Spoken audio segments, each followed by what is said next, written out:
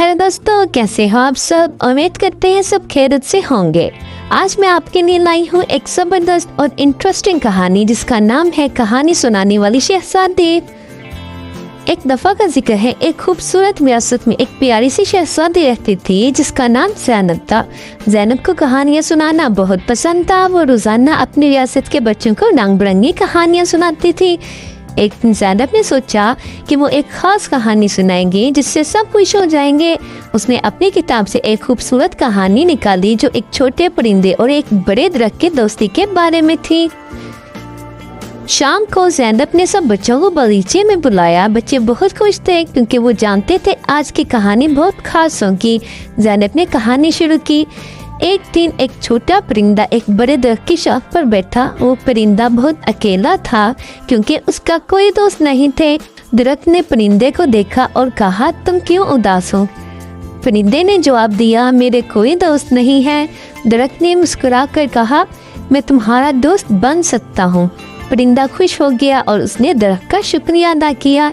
दिन गुजरते गए और परिंदा और दरख्त बहुत अच्छे दोस्त बन गए। वो एक दूसरे का ख्याल रखते और साथ खेलते। एक दिन हवा ने जोर से चलना शुरू किया।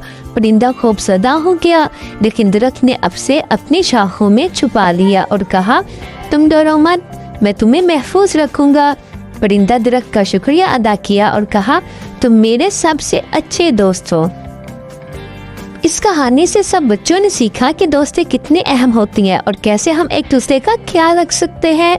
ज़ैनब ने कहानी ख़त्म की और सब बच्चों ने तालियां बजाईं। ज़ैनब ने मुस्कुराते हुए कहा, हमें हमेशा एक दूसरों की मदद करनी चाहिए और दोस्तों की कदर करनी चाहिए। इस तरह ज़ैनब की कहानी ने सबके दिल खुश कर दिए। सब बच्चे खुशी खुशी अपने घरों को लौटे और ज़ैनब के साथ गुजरे वक्त को याद करते रहे।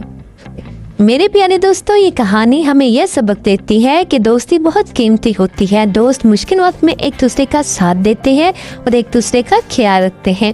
हमें हमेशा अपने दोस्तों की कदर करनी चाहिए और उनकी मदद करनी चाहिए जब भी वो हमें ज़रूरत महसूस करें। एक सच्चा दोस्त हमेशा हमारे साथ होता है, चाहे हालात कैसे भी हों। उम्मीद है आप सबको कहानी पसंद आई होगी। अगर आप सबको कहानी पसंद आई है तो चैनल को सब्सक्राइब करें, लाइक करें और शेयर करें।